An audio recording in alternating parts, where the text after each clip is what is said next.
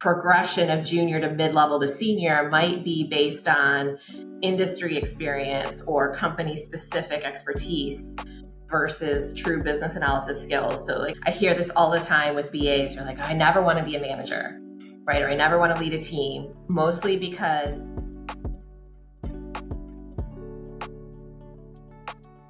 Welcome to the Inside Business Analysis Podcast. I'm your host, Hannah Jacobs, and today I am joined with a very special guest, Laura Brandenburg. Laura, how are you doing today? I'm doing awesome. Thank you so much for having me here. Well, thank you for being here, Laura. I feel like you don't need an introduction, I'll be honest. You've been in the BA space both as someone doing business analysis work, but also as somebody who's creating business analysis content and helping other BAs in many different ways. Your company is Bridging the Gap, which I believe you founded in 2008. Yeah, 15 years ago now. And yeah. 15 years ago, yes. And you've also published a book called How to Start a Business Analyst Career, yes. Which was shortly after you founded Bridging the Gap. But you also have a training company where you help a lot of aspiring and existing or practicing business analysts with, I guess, anything to do with their careers. But for somebody who hasn't come across you directly, who would you say Laura is? Oh, that's funny. That's an interesting way to put that question. I definitely identify so heavily with being a business analyst, but what popped up for me when you asked that is I also feel like I'm a philosopher at heart. I did my undergrad in philosophy and English, and I never just stop asking questions and how to make things better and what's the truth about the situation. So I feel like philosopher at heart is really a guiding principle for me. Yeah. So you're the philosophical BA. I guess so. Maybe that should be my new brand. We'll see. That honestly, I love it. Yeah, and first of all, I definitely want to give you your flowers because I definitely will say, and I said this to you before I start recording, that your work has definitely influenced my BA career in many different ways. I feel like there's always an answer to my questions and on Bridging the Gap. Like I've typed so many different questions. I'm like, how do I do this? Or what does that mean? Or what does that mean? And your website will always be either in the top three, basically, of like, yes, this provides the answer that I'm looking for. And I feel like a lot of BAs are probably in the same position where they have touch base with your company directly. And then maybe now they're starting to put a face to the name Bridging the Gap and seeing you. But it's going to be interesting. Today, our conversation is around career, the business analyst career, particularly kind of mapping out our career path and guiding ourselves in our career journey. And that is, again, one of the questions I did have, and I found your website and your content was very much helpful for me in my career journey. But if you were to kind of sum up your career journey, how would you describe it? Yeah, I was a QA, quality assurance analyst or engineer really before I was a business analyst. And we didn't even actually know that the BA role existed. So we were systems analysts and thought we were doing this made up role in this because we just needed to do this, but something's wrong with our company. So they need people like us. Right. And then through the process of moving companies, really discovered that there was a profession for this. So I guess you would almost call that an accidental BA. That term seems to be popping up lately. I mean, I think it's still a lot of business analysts are accidental. And then it was a matter of really, taking what was initially this area of expertise that I had built in technology. And then as I worked in other companies, learning how to strengthen my business analysis skill set so that I could work in different environments. It's been a journey. And then finally learning how to lead others and then train others, which actually has been way more enjoyable than I ever would have guessed way back when I was first doing systems analysis, to be able to package up the way that I was doing business analysis and be able to help others do that as well. So yeah, it's been a long journey. Yeah, no, but sounds like a fulfilling one. Sounds like one you're having fun with. Yeah. And so on the topic then of career planning, particularly from a business analyst perspective, I remember when I started my role and my manager told me that, the trajectory is you start off I was a junior BA at the time. So they're like, you're starting as a junior BA and you work your way up to a mid-level BA, then you become a senior BA, and then you become some sort of lead or BA manager or something else along those lines. And it felt pretty much like that was it for Mm-hmm. me. That's how they painted. That's the picture they painted for me. Would you say that is generally the path for BAs, and or are there other avenues? I mean, it's unusual that I meet somebody that actually was a junior BA. So I feel like that's fascinating. Because so many of us are accidental, you kind of fall Yeah. into a mid-level BA role, but you don't really know that you're doing it. That was definitely my experience as I was on a really big project right away and just sort of like, well, here's a book, like figure out how to do it.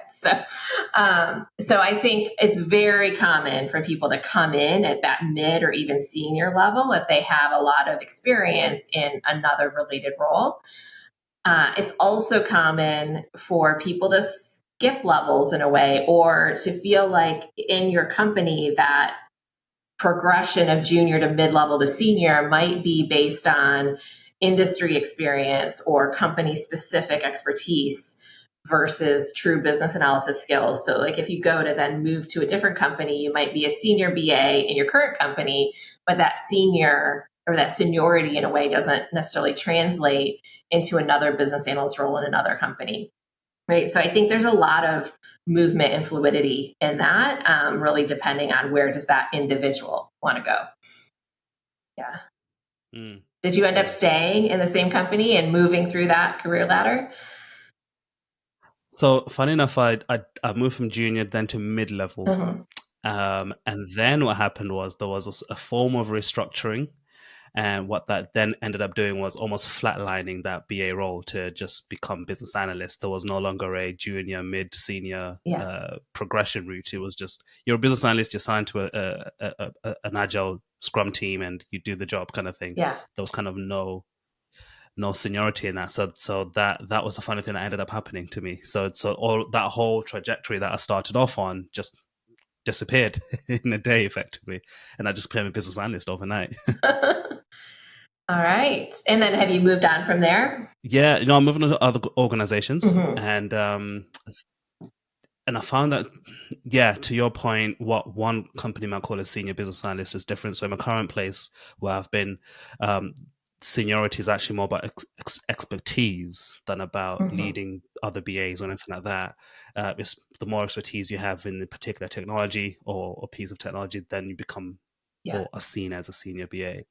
Um, but when you are thinking, obviously, career planning is such a hard topic at times because to that point, from a business analyst perspective, Yeah. sometimes we're being line managed by people who don't really have a detailed understanding and appreciation of the role we do. Never mind the career trajectory that we can go For on. sure. So I found that I have to almost self drive my career development and my career journey. Um, how would you sort of advise somebody who's in that position and they're thinking to themselves, I need to effectively be in the driving seat of my career rather than waiting for my manager or somebody in that position to help me with this? Yeah, yeah. We have a success path that we teach at Bridging the Gap, which is similar like a mid, junior, senior, but it breaks those barriers a little bit. So because you do really need to look at where am I at sort of in a global way and where do I want to be, and whatever that senior level BA role is at your company may or may not be what actually fits with you and your career goals. So the way we talk about the progression as official would be like your first official opportunity may not have the title, like I didn't have the title, but you have the responsibilities, right? And then from there, it's about expanding your BA skill set, really having you making sure you're using a wide variety of techniques, which makes you more of a proven business analyst, which might be like proven in that organization, like probably very much where you were when the company restructured and flatlined, I think was the word you used, right? But then Yeah. part of moving on from there, like people can get stuck in that role, really competent, really good at their work, but then the fear of Mm. switching companies or even working in a different kind of environment or different area of the company. And I think that's where, for me, it sounds like for you too, like your BA skills really become very critical, because you have to learn a new expertise, learn a new set of stakeholders. And so part of progression there is switching the kinds of projects you work on, which I feel like the next level we talk about is superhero. So superhero being like, you are self-confident, you can land in any situation and be successful. And also everybody kind of wants you on their projects, right? Which is a huge milestone. It gives you a lot of security. And then from there, we talk about the champion level, which would be where you're leading others or setting up a community practice or mentoring others, somehow enabling not just yourself to be successful, but also others to be successful. Where, part of what you're doing here by giving back to the profession. So I would put that as a champion level activity for sure. Yeah. I didn't know that. So thank you for that. Yeah, for Great. sure. How do you, so you kind of mentioned all those different levels Yeah. where you're starting off at what you defined as the I think you meant like an official BA, and you become a proven BA where you've really kind of, I guess, proven to yourself and to others that you are good at what you do. From there you move on to this superhero stage where everybody wants you on their project, and then you kind of move on to this champion space where you're doing kind of above and beyond your day job, so to speak. How do you how what's the first step to kind of identify where you fit? Is this a level of like a scorecard, or understanding where your skill sets are, or how do you approach to kind of figure out, okay, this is where I'm currently at, and then this is how I can then plan my career from that perspective? Yeah, it's really so official would just be you have the responsibilities, right? Proven. Have you been a BA on an end-to-end project? Have you used a wide set of techniques? Like the techniques that we teach include business process, software requirements, data modeling, right? So if you not necessarily use them on every project, but on different projects, have you used a wide variety of techniques? And then superhero, it really is that comfort level of, yes, I feel like I could work on any project. And you get there by stepping outside your comfort zone and working in new projects. I feel like there's just a bit of self-identification. Usually when I talk about those, people have a pretty clear sense of like, oh, I'm here. Or they think that they're one step below where they're actually at. That often happens too. I can imagine. Yeah, no, I can imagine. Yeah. And what's your thought process on the fact that there are just multiple BA type jobs? So you got agile BA, data BA, or you have like technology focused BA, so Salesforce BA or SAP BA, etc. Do you think this can cause a bit of confusion into like when we're planning our careers and which way we could go, or do you actually see that as it just means we have more opportunities for taking our career forward? I think it's not either or. I think it's like yes and yes, right? It causes a lot of confusion because people will be like, am I a business analyst or am I not? Like, I'm not a business analyst because I'm not doing the same thing that this other person that has the title is doing, right? So that it creates a lot of confusion, especially when people are new to understanding that there's a role for this. So I think that is totally true. But on the flip side, it also means that we have so many choices of where we want to go in our career. And that opens up a whole lot of opportunities for us. So I don't think it's like one of those, it's like a double-edged sword, but almost like, that's not quite the right word. It's like both a positive and a negative, right? There's two sides of the coin. So the ambiguity, it can be challenging, but it also gives us a lot of career paths to choose from. We're not really boxed in, which is nice. Yeah.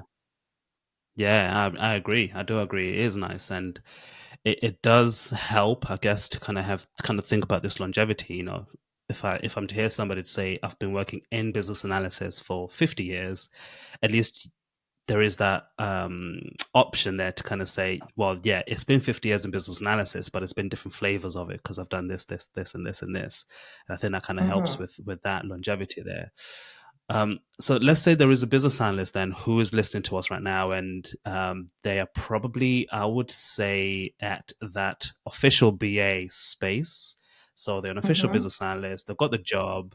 They've been doing the role. Maybe they haven't worked on a kind of the full life cycle of the project, or they haven't utilized all of the tools and techniques because there's hundreds of them.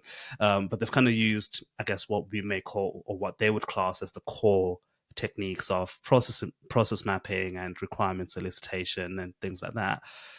Mhm. And they're thinking about their career. They're most likely a mid-level business analyst, no junior, no senior.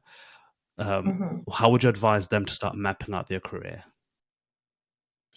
So you really want to identify, like, where do you want to go, right? Because there are so many options. So do you want, like, is there an industry you're just really passionate about that you want to build a Mm, career in, even if it's beyond business analysis, right? Or do you just really love business analysis and you want to experience that in multiple different ways? Or do you even maybe want to be more technical, right? And get more into some technical architecture in some areas there? Do you want to be more strategic? Do you want to be a leader and mentor others? And like, you don't have to have this like line in the sand in three years, I'm going to be a lead BA. But you might, right? You might have that mm, goal.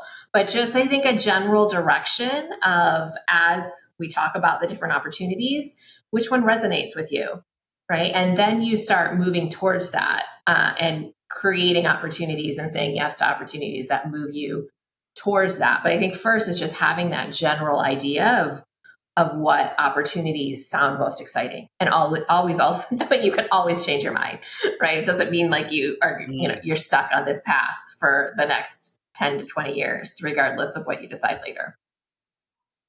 Yeah. Yeah, no, I love that. So effectively, pull out the attributes that you're looking out for, Yeah. and thinking about, yeah, what are the things that you're wanting at. That's a good start, and that definitely does make sense. And then on the other side, you then have kind of this, I guess, say the proven BA, or even somebody who's in the middle of Yeah. being proven and a superhero at the same time. They've obviously got some years of experience, maybe a senior business analyst, and they're kind of thinking, what's next? They feel like maybe they've worked in three different industries and they've got all this experience that they can lean on, but they're just wondering what next. It's maybe starting to feel a bit more like a cyclical repeating of the same thing over and over again. How would Yeah. you kind of guide them on their career journey? Yeah, actually, as you were saying that, I realized like I kind of gave the advice for official that I probably should have given for more of a proven BA, right? So I would Right. say the proven BA is really ready to think about where do I want to go in those general ways. And perhaps for the official BA, it is more about, how do I ensure that I can be successful on this project? How do I ensure that I can start to apply a wider variety of techniques and that I'm engaging with stakeholders proactively? So there's more of at that official level, I think, really solidifying yourself in the role. And then at the proven level, starting to look at what's next. Where might I go from here? Got you. Yeah. Yeah, that makes sense. That makes sense. And for those BAs then who are at that proven level, you hear this argument quite a bit around generalist versus specialist business analyst, Yeah. and kind of whether you should stick to just doing bread and butter business analysis, or if you should also tag some specialisms along the way, whether that's a specialism in a technology, or particular industry, or whatever the case is. Um, would you encourage those BAs who are at that kind of senior type level, albeit they may not actually have that title, but they've got the years of experience and that proven Hmm. track record in their space? Would you encourage them to look at specializing in something, or not? It always comes back to what does that individual want, right? So I think specialisms they can bring a lot of short-term career security. They can also Okay. come, like, if you pick a really high value specialism, it can come with a greater salary potential, right? Like, because you have both the BA expertise, but also this really highly valued expertise in an industry. So, which is totally fine, right? So that they Mm, also can be, you're committing a lot of your career to something that it's like a higher risk, like high value, high risk kind of decision, Right. often with a Right. specialization, because that specialization could burn out, that industry could face some sort of evolution, and then the opportunities dry up and you kind of have to go back and find a new way to pivot. So it's not, there's pros and cons both ways. I don't think it has to be, but it also really depends on what is that specialty exciting to that person, right? Versus choosing a Mm, specialty just because it's like it has the salary. I think you really you mm, want to blend what's happening in the environment with also what's interesting to you, and use that to build out your career plan versus some kind of external, like, oh, you've got to do it this way. Especially like even external feedback from the BA profession, like we all have to be generalists. Like I don't think we all have to be generalists. Like some people really are going to be specialists, so they're going to really enjoy that, and they are still business analysts, right? There's no right or wrong. Yeah. yeah, no, I agree, but and that's a very good point about seeing it as a risk. That's something I've never considered, because Hmm. I guess we always focus on the upside, but actually just kind of seeing it as that risk is a different landscape. Have you come across any BAs who have seen that risk materialize in their journey? Some of the things that are like in the publishing industry, that's an industry that went through a lot of disruption in the last 10 to 15 years. Mm, And I've talked to people who were in that industry, not necessarily as BAs, but in that industry and finding it hard to pivot, right? You could be an expert in like a specific software application that goes out of vogue. Like, I mean, SAP is still really big, but a lot of that's shifting to Salesforce, right? So, and that is transferable, right? You can kind of transfer your expertise from one to the other, but there's a learning curve when you go into it. yeah, So, I mean, you just need to be willing at some point to kind of throw that old expertise away, and kind of start something new or transfer and pivot into something new. Yeah. yeah, I think yeah, one yeah. of the things that What gives you else? that security, though, is BAs are lifelong learners, and you have the ability to learn something new and bring everything That's you true. have forward with you. Yeah. Yeah, no, that is true. That is true. You just touched on something there around kind of that hurdle of reskilling yourself or relearning and things like that. What would you say are some of the common challenges that BAs face when we are thinking about planning out our careers and figuring out where we are now to where we want to go in the next year or 2 years or 3 years and beyond? Yeah. One of the biggest challenges, I think, is like we make assumptions about what it will take or what's involved. Especially, I hear this all the time with BAs. You're like, oh, I never want to be a manager, right? Or I never want to lead a team, Right. mostly because I'm assuming that means I'm going to have to work more hours. I'm not going to have as much schedule flexibility. And so, just as you think about your goals, like also think about your personal life. And what I often will invite people to do is like, what are your non negotiables? Like maybe it's being done with work at 5, or maybe it's being done at work at 8, right? Like whatever it is, there's no right or wrong, but like what are your true non negotiables?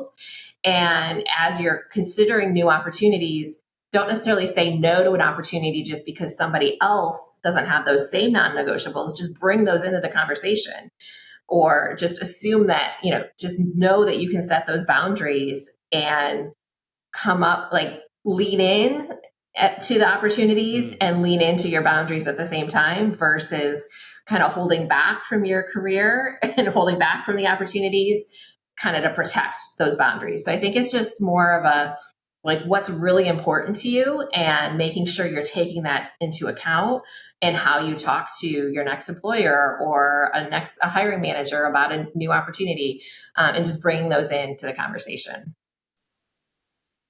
yeah, yeah. Totally. Yeah, I love that. Totally agree with that. Yeah. And that is a very common challenge, I would say. Myself, I faced it, so I know intimately what that challenge looks like. Um, Yeah, true. That's a great point. Time issues are not specific to managers, right? We can face them as BAs too. So often, as you get into more of those leadership positions, you actually have more flexibility than you think, and a lot of credibility and autonomy. So things can actually shift. That's interesting. Yeah, yeah, yeah. And what's your perception or perspective on getting certifications on this road of, planning your career as a BA? And yeah, where do certifications fit in with that, if at all? Yeah, I have my CBAP. Also, through Bridging the Gap, we have historically offered an applied certification, which was a very different certification than an exam based certification. Um, I think they are great at establishing credibility within the profession and bringing a sense of unity and coherence to the business analyst role. I think for each individual, again, it's like it has to fit into your goals. Like I chose to get my CBAP just before my first daughter was born. And at the time, my plan was to go back into a corporate business analyst role at some point. And I was concerned about my experience like running out, right? Because you need 5 years of professional experience, because I was going to take Oh, right. time to build Bridging the Gap. But then it also turned out like it actually brought me a lot of credibility too as a trainer of business analysts. So like it's been an important part of being like, yes, I understand the profession, I understand the body of knowledge. Like it's given me that credibility. And I think it gave me a lot of confidence too, just the exercise of diagnosing my work history and figuring out how much business analysis work I had actually done and mapping it into the structure of the payback gave me a lot of confidence and self-awareness of like actually how much business analysis I had done, which made it easier for me to go Mm. out and share with others, right? Yeah. And I don't do you have your an IIBA certification or a BCS So I don't certification? have an IIBA certification. Okay. I've got four BCS certifications, and And I'm those are about two intense, away right? from. They, yes, they are. Yeah. I mean, I don't know what the IIBA ones are like. I haven't kind of ventured on them yet, but the BCS ones are very intense. Yeah. I'm yet to kind of finish my journey on getting the diploma in business analysis, which I'm like Yeah. two exams away or something like that to get that. So I'm very close. I'm on my way.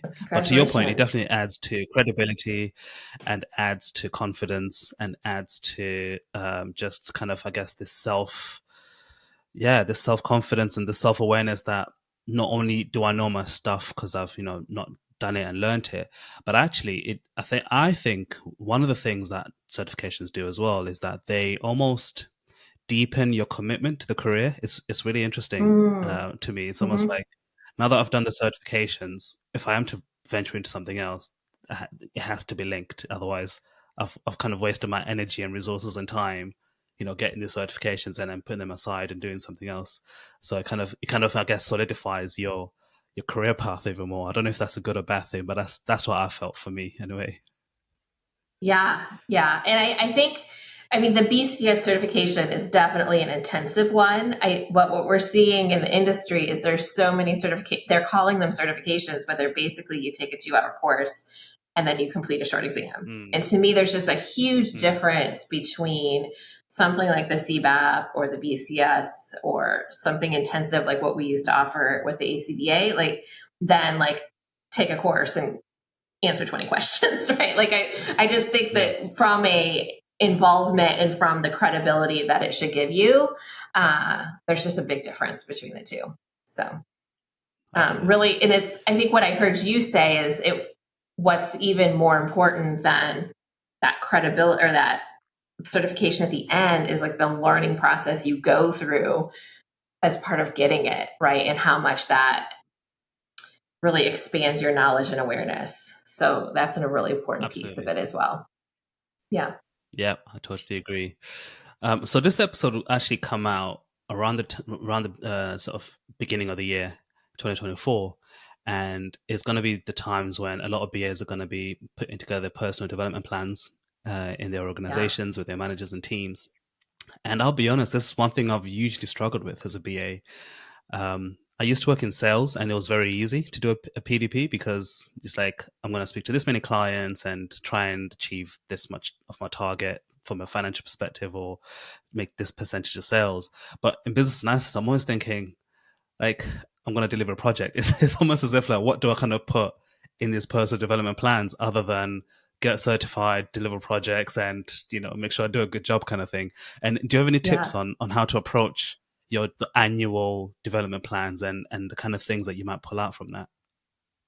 Yeah, I think we underestimate the power of delivering those projects, but also that projects can also be opportunities to build new skills, to try new techniques, right? So if Right. you are, say, a proven BA who wants to get to superhero, would you like the kinds of goals you would be asking for support about are working on new types of projects. Like, can I work with a new stakeholder group or expand my horizons or work with higher level stakeholders, right? So, specifically asking for projects that are going to stretch you. Or if you know that you want to be a lead or a manager someday, what are the opportunities, even if you're relatively new, to mentor somebody even newer, right? And help bring them into the Mm. role or to make additional investments into your process or your methodology, expanding the templates or the resources for your business analyst team. So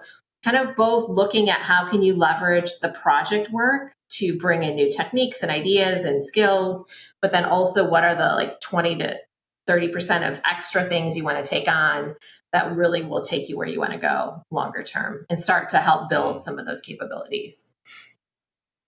Yeah. Mm. Yeah, very clear, and I love that. I think hopefully it will help some people listening because, I mean, some people might already have it down on pat, but for me, it's just always a struggle. But I think the approach you've just described there is a very good one to take. Oh, one thing I would add is what also might you take away? Like, what do you want to let go of? Right. Because part of what happens in goal planning, I mean, I do this every year. I start to plan and then I'm like, I'm throwing all the things in and then I start to feel overwhelmed and like I have too much to do. And so it gets overwhelming before I even get started. And so, equally important, especially at that proven superhero level where just like we can get really successful early in our career as a business analyst by like taking on the things.